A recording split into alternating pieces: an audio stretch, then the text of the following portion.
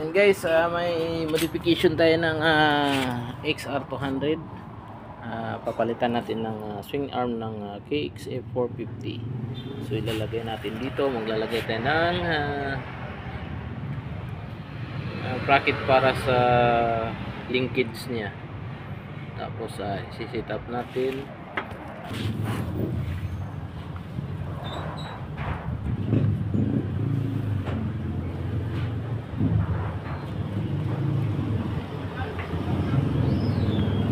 I-convert na natin yung swing arm ng Honda XR200. Ayan, galing to sa KXF 450.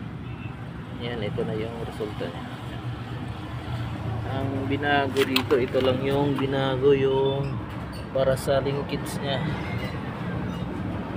linkage. Tapos maglalagay ka ng tubo dito sa gitna. Tapos yun,